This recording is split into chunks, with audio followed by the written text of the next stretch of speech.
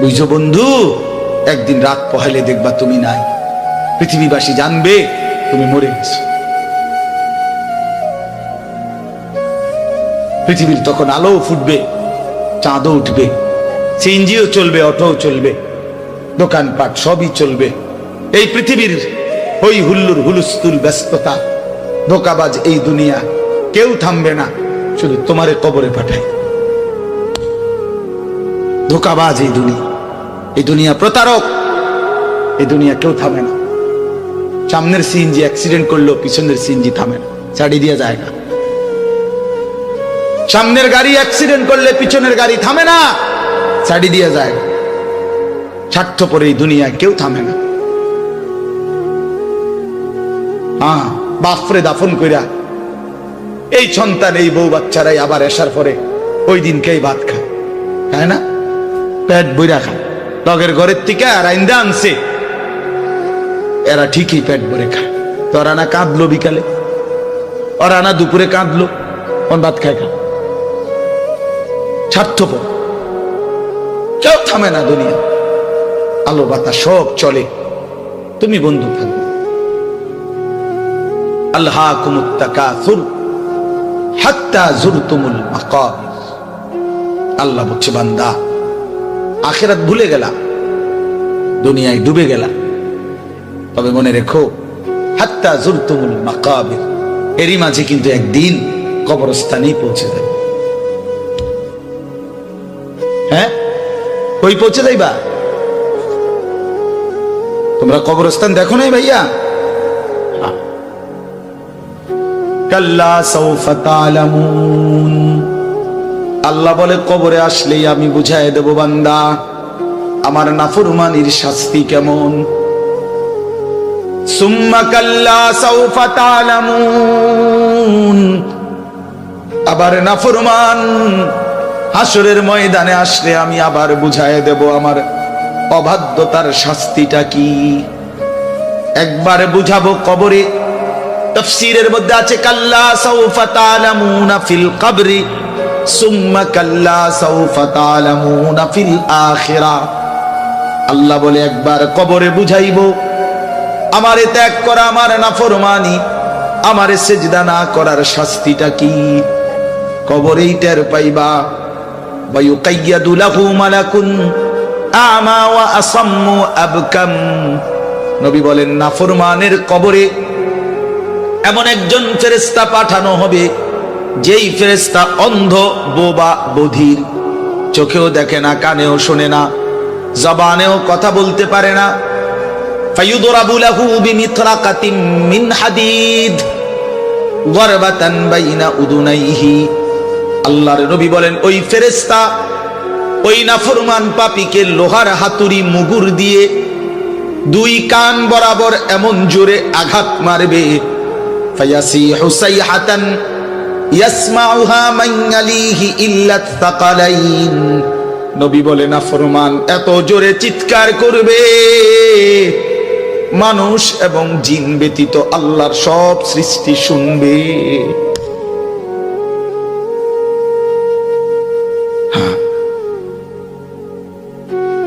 বহু কবরস্থানে এমনও হয়, গরু ছাগল রশি ছিঁড়ে লাইতে চায়, জানেন এটা? ওরা শুনে, ওরা শুনে কবরের আযাবের আওয়াজ, এজন্য রশি ছিঁড়া ফেলতে চায়। প্রিয় বন্ধু, কষ্ট পাইবা, এই অনিবার্য বাস্তবতা কবর ইমানদার হিসাবে অস্বীকার করার কোনো জো নাই। পাশ কাটাইবার কোন সুযোগ, এই দল কিংবা এই দল, আমি কিংবা তুমি, কেহই অনিবার্য এই সত্য, চিরন্তন এই বাস্তবতা, নিদারুণ এই সত্য, কবর, আখিরাত, মৃত্যু, এটাকে পাশ কাটাবার সুযোগ নাই, নাই। অতএব আমি অনেক নওজোয়ান, তোমরা মাশাআল্লাহ এই ভালোবাসা কি দিয়া মূল্যায়ন করে, এই মহব্বত আল্লাহর জন্য। তাইলে যেহেতু তোমরা পছন্দ করে ভালোবেসে আল্লাহর জন্যই আসছো, আল্লাহর কথা শুনবার জন্যই আসছো। আমি অনুরোধ করি তোমরা আরেকটু আগাও। যেহেতু আল্লাহকেই ভালোবাসো, আল্লাহর কথাই শুনতে চাইছো, আল্লাহর জন্যই বসছো ভাইয়া, দাঁড়াইছো, তো আর একটু হিম্মত করে সেজদা দিয়া দাও, মালিকের সেজদা দাও, ঠকবা না। আল্লাহর সেজদা দিয়ে কেউ ঠকে না, আল্লাহর গোলামি করে কেউ ঠকে না। প্রিয় ভাই, নষ্ট হইও না। প্রিয় সন্তান আমার, নষ্ট হইও না। প্রিয় যুবক আমার, নষ্ট হইও না। মুসলমানের কিশোর, তরুণ, নওজোয়ান, আগামীর ইসলামের পতাকা তুমি হাতে নিও। আগামীর কালেমার পতাকা তোমার হাতে। সারা পৃথিবীতে ইমানদারের বিজয় হবে, হচ্ছে। সারা পৃথিবীতে মজলুমের বিজয় হচ্ছে, জালেমের পতন হচ্ছে। কোথাও সারা পৃথিবীতেই জালেম থরথর করে কাঁপতেছে। হ্যাঁ, সারা পৃথিবীর বাস্তবতা, শুধু বাংলাদেশ আর সিরিয়া না। দুই জালেম তো চলে গেছে, বাকি জালেমরাও বেডিং পত্র গুছায় ফেলছে। 5ই আগস্টের জালেম ভাগছে, 8ই ডিসেম্বরে সিরিয়ার বাশার আল আসাদ নামে আরেক জালেম ভাগছে। বাকি জালেমরাও গাট্টি মুস্কা হইলা লাইছে, ওরাও ভাগবে। ইসরায়েলের ওই বেঈমান কুত্তা নেতানিয়াহু অয় পালাইবে, অয় পালা। বার্মার বেঈমান ওরাও পালাবে, ইন্ডিয়ার বেঈমানও পালাবে। কোন সন্দেহ, বিজয় ইমানদারের হবে ইনশাআল্লাহ। ইনশাআল্লাহ, ইনশাআল্লাহ কালেমার বিজয় হবে।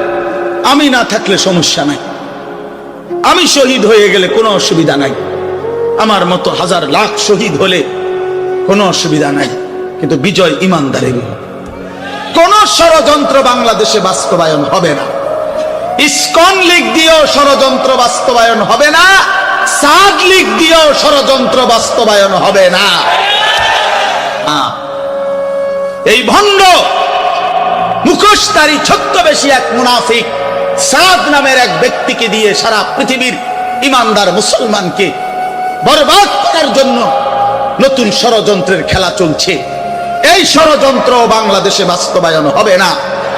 ইসকনের গুন্ডারা, সন্ত্রাসীরাও বাংলাদেশে ষড়যন্ত্র শুরু করেছে, করছে।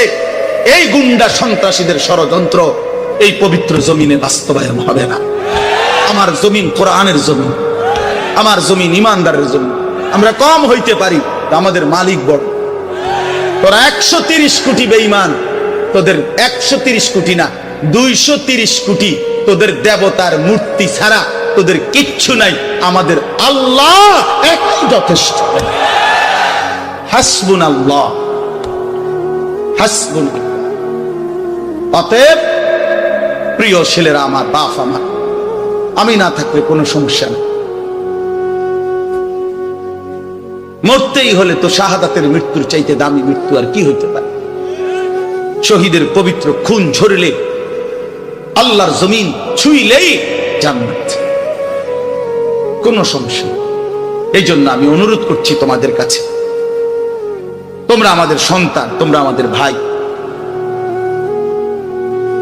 আমি সকল ছেলের কাছে হাত জোড় করে অনুরোধ করলাম, তোমরা আল্লাহর দিকে ফিরে আসো। গুনার মধ্যে শান্তি নাই, নারীর ছবির মধ্যে, অশ্লীল দৃশ্যের মধ্যে, উলঙ্গ দৃশ্যের মধ্যে প্রিয় ভাই সুখ হয়। আল্লাহ তাআলা কোরআনে বলছে, চরিত্রহীন পুরুষকে আল্লাহ বলছে খবিস।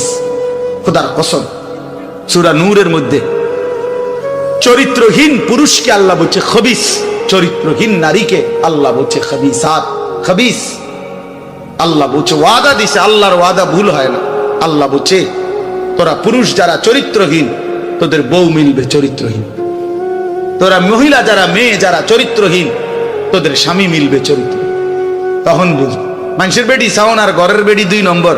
হ্যাঁ, টের পাইবা কয় দিনে রাত যায়, কয় দিনে দিন যায়। মাস 24 দিনে শেষ হয়ে যাবে, 30 দিন আর লাগবে।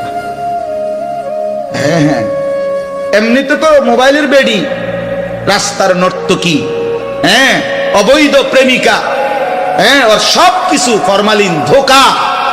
কিন্তু স্ত্রী যদি কারো, বিবাহিত স্ত্রী যদি 2 নম্বর হয়, চরিত্রহীন হয়, পরকীয়ায় আসক্ত হয়, তখন বুঝবা বন্ধু দুনিয়ার জীবনটা হয়ে যাবে জাহান্নামের টুকরা, জাহান্নামের টুকরা। আমি বললাম নষ্ট হইও না, চরিত্র হেফাজত করো, একটু একটু সবর করো, একটু সবর করো। কুত্তার মতো নারী মেয়ের পিছনে দৌড়াইও না, ছবির পিছনে দৌড়াইও না, একটু সবর করো। যেই চাহিদা আল্লাহ দিছে সেই চাহিদা পূরণের হালাল ব্যবস্থা আল্লাহ রাখছে। তৃষ্ণা আল্লাহ দিছেন, পানি আল্লাহ দিছেন, ক্ষুধা আল্লাহ দিছেন, খাবার আল্লাহ দিছেন। লজ্জাস্থানের চাহিদা আল্লাহ দিয়েছেন, হালাল স্ত্রী আল্লাহ সৃষ্টি করেছেন। অতএব অপেক্ষা করো, একটু সবর করো। এক পবিত্র স্ত্রী মিলে যাবে, এক হালাল স্ত্রী মিলে যাবে। ছেলে সবর করো বাপ, সবর। যে ক্লাস 8-এ পড়ে তুমি এবছরই এসএসসি দিয়ে লাও, কথা বলে না। এই 8-এর ছাত্র তুমি এবছরই এসএসসি পরীক্ষা দিয়ে ফেলো, হবে তো না? এসএসসির ছেলে তুমি এবারই ইন্টার দিয়ে ফেলো, ইন্টারে চলো এবারই অনার্স শেষ করো 4th ইয়ার। কেমনে হবে ভাইয়া? তো একটু কি সবর করতে হবে না? 4টা বছর কি অনার্সের জন্য পার করতে হবে না? তো একটু সবর করো। আল্লাহ তো কোরআনে ওয়াদা দিছে, আমি প্রত্যেক পুরুষের দেহের অংশ থেকে আমি আল্লাহ তার স্ত্রী, ওয়ামিন আয়াতিহি আন খালাকা লাকুম মিন আনফুসিকুম আজওয়াজান। আল্লাহ বলেন পুরুষের দেহের অংশ থেকে, পাঁজরের হাড্ডি থেকে আমি আল্লাহ তার স্ত্রীকে সৃষ্টি করে ফেলেছি। খালাকা মানে মাজির সিগা, অতীতকাল সৃষ্টি করা হয়েছে। আল্লাহ বলেন সেই বিবি যখন মিলে যাবে, লিতাসকুনু ইলাইহা, তুমি একদম প্রশান্ত, সুকুন, চির শান্তি, প্রশান্তি মিলেই যাবে। এই জন্য আমি অনুরোধ করছি, অনেক বয়স্ক বাবারা আছেন আপনাদের সামনে, এর চাইতে খোলামেলা আর বলা সম্ভব না আমার নওজোয়ান ছেলেদেরকে, নইলে আলাদা পাইলে আরো কইত।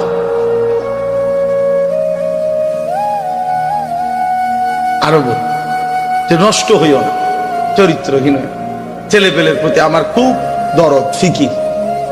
আমি হিসাব চিন্তা করে নিছি, কেন জানি আল্লাহর পক্ষ থেকে আমি বুঝিয়ে না এটা। মুসলমানের কিশোর তরুণ নওজোয়ান দেখলে আমার খুব মায়া লাগে। এরা যদি সব ফজরের নামাজ, আচ্ছা ফজরের নামাজে এই মুসল্লি কি হইল? তোমরা যদি ফজরের নামাজ পড়তা কি হইতো?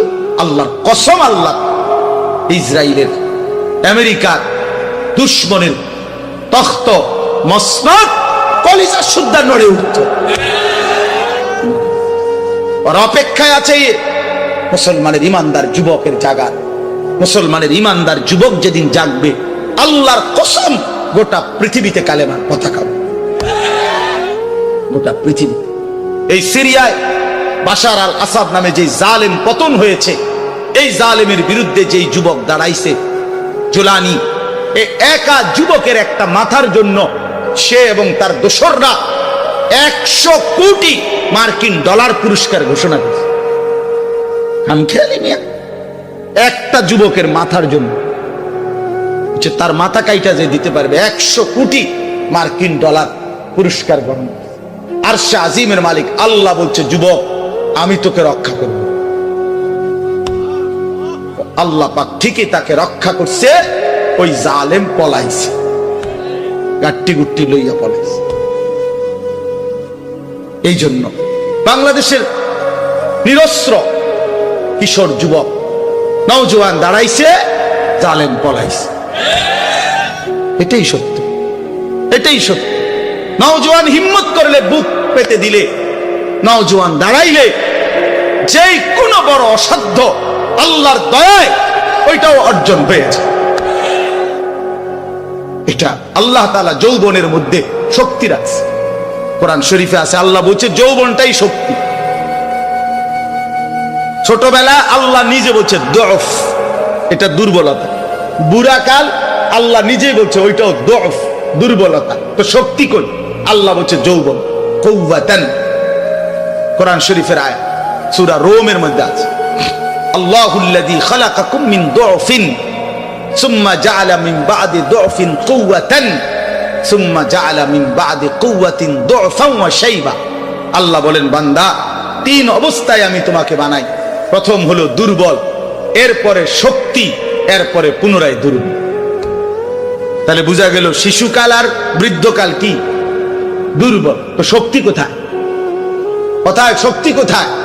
তো শক্তিমান নওজোয়ান হাত তোলো। না না, বুড়া মানুষ না, বুড়া মানুষ না, নওজোয়ান হাত তোলো, তোলো হাত তোলো, দাও তাকবীর দাও, আল্লাহু আকবার, জোরসে বলো, জোরসে বলো, দাঁড়ায় বলো, দাঁড়ায় বলো, দাঁড়াও নওজোয়ান, ওঠো নওজোয়ান, দাঁড়াও নওজোয়ান, দাও তাকবীর বলো। দেখেন কি পরিমাণ ছেলে, দেখছেন কি পরিমাণ ছেলে।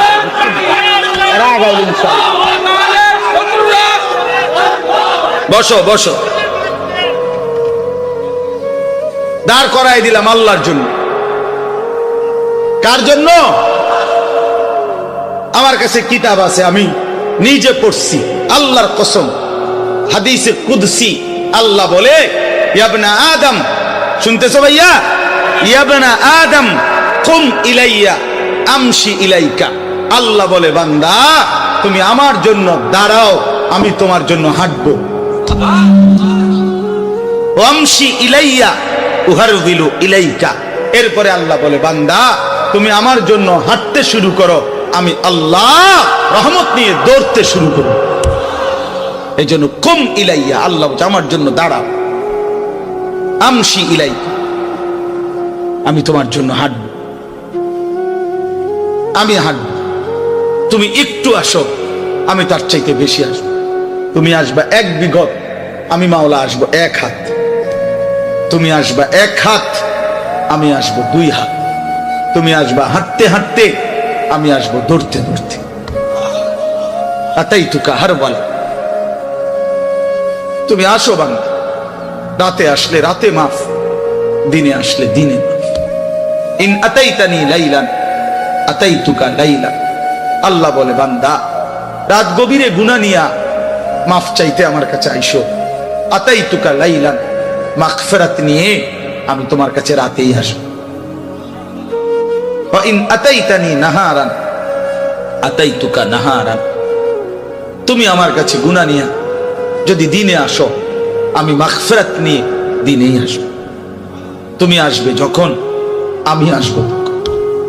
তুমি যদি আসমান ছোঁয়া গুনাহ নিয়া আমি আল্লাহর দিকে ফিরো, তওবা করো, গুনাহ ছেড়ে দাও, আর করবা না, ওয়াদা দাও, নতুন করে আমল শুরু করে দাও, আমার কাছে মাফ চাও। আল্লাহ বলেন, বান্দা আমি ওয়াদা দিলাম, লাউ বালাগাত যুনুবুকা আনানাস সামা সুম্মা ইস্তাগফারতানি গফারতু লাকা ওয়ালা উবালি।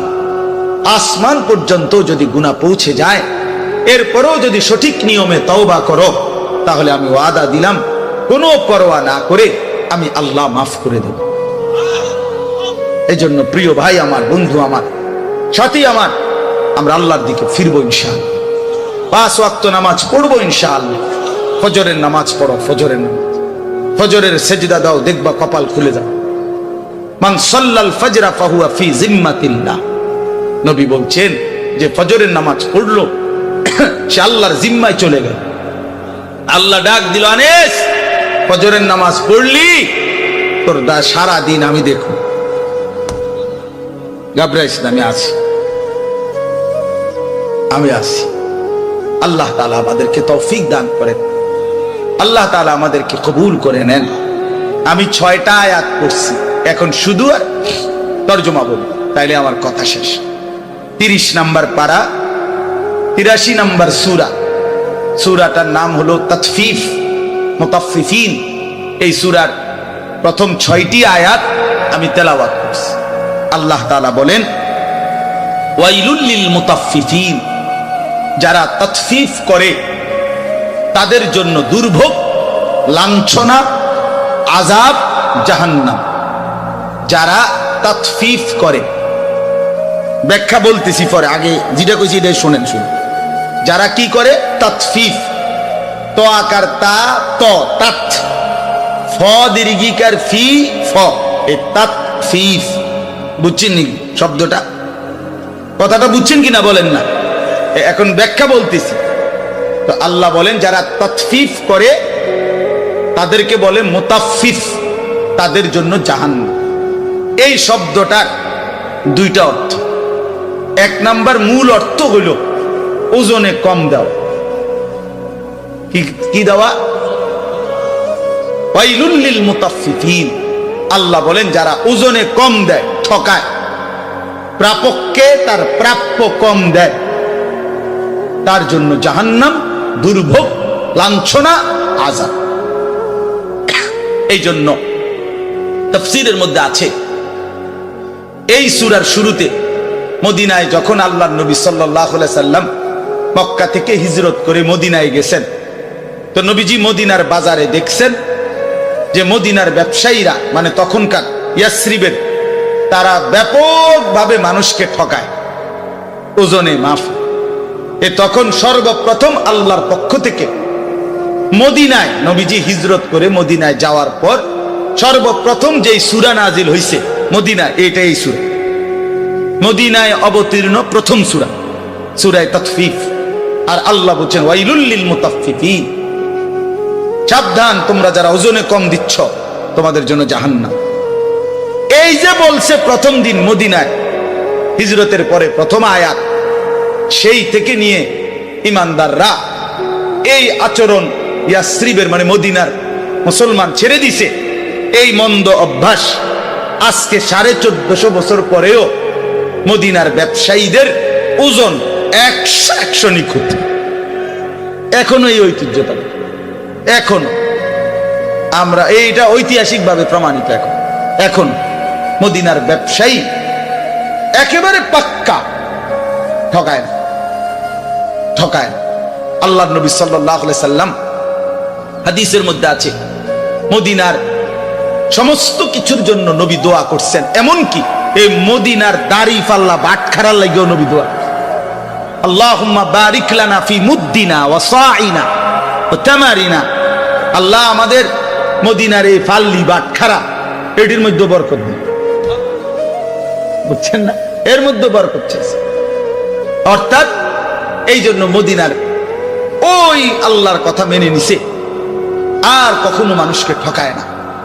আমি নিজে দেখছি, সব সময় কতবার দেখছি মদিনার ব্যবসায়ী আপনার, আমি দেখছি একদিন এই আতর সহ কিতা কিতা কিনছে বেটা, তো দাম নিয়া মাইপা টাইপা দেওয়া ঠিক করার পরে দাম নিয়া তর্ক, সাথে সাথেই এই লোক ক্রেতা ওই দোকানদারকে একটা শব্দ শুধু বলছে, মানে দাম নিয়ে যখন ফেস লাগছে, ওই বেটাও আরবি, এ বেটাও আরবি, তো এ বেটায় আরবি, এ বেটা হরে কইতেছে সাল্লি আলান নবী, নবীজির উপরে দুরূদ পড়ো। এ একার মনে যেন আগুনের মধ্যে পানি দিয়ে, একে ঠান্ডা, একদম ঠান্ডা, হে সাথে সাথে বলছে আল্লাহুম্মা সাল্লি আলা মুহাম্মদ।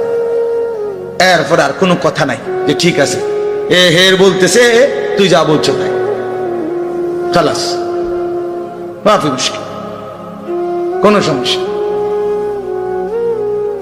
আল্লাহ তাআলার হুকুম তারা এভাবে মানছে।